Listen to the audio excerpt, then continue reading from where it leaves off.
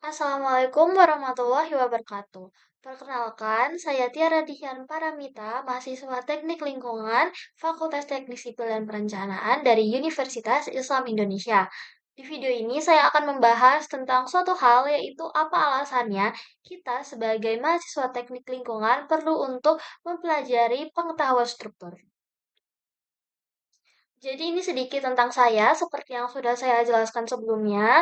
Dan pada saat ini saya memasuki semester 4 dan ada mata kuliah baru yang saya dapatkan, yaitu mata kuliah pengetahuan struktur.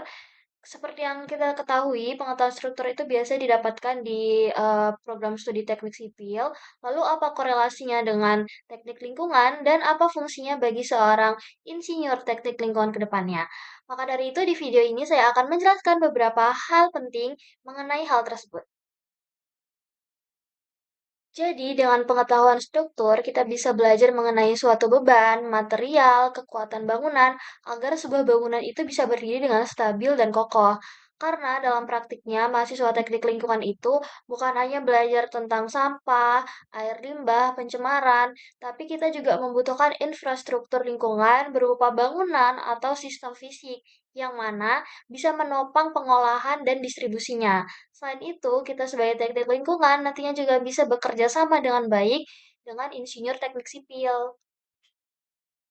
Berikut adalah salah satu contoh penerapan pengetahuan struktur dalam bidang teknik lingkungan. Salah satunya adalah dalam sistem IPAL, seperti yang ada pada dalam gambar. Di sini adalah sistem IPAL yang diawali dengan bak pengendapan awal.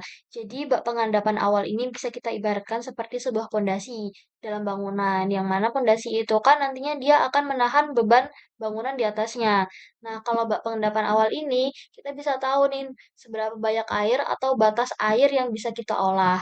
Kemudian ini ada kolam ekualisasi, anaerob, aerator, dan ada clarifier, serta bak pengendapan akhir sebelum akhirnya didesinfektankan.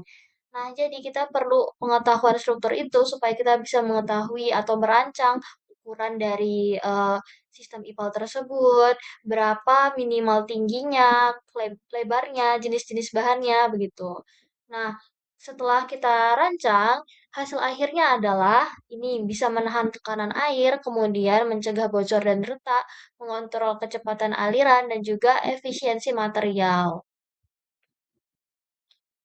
Nah, selanjutnya ini adalah landfill. Kita pakai contohnya itu TPA. Yang pertama, untuk menghitung sudut kemiringan supaya kita bisa mencegah terjadinya longsor atau longsor sampah. Yang kedua adalah distribusi beban, yaitu seberapa banyak sampah yang bisa ditampung oleh si landfill tersebut. Yang ketiga adalah tegangan geomembran. Jadi ada plastik pelapis yang berada di dalam TPA itu, kita harus tahu tegangannya berapa. Jadi kita bisa mengantisipasi supaya si plastiknya itu nggak robek atau bocor.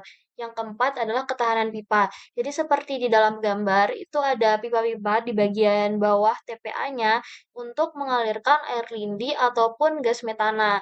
Jadi air lindi dari sampah-sampah tersebut dialirkan keluar melalui pipa. Jadi si pipanya itu harus tahan dari gencetan sampah-sampah supaya dia itu nggak mengalami bocor, nggak airnya nggak rembes dan juga dia nggak penyet gitu.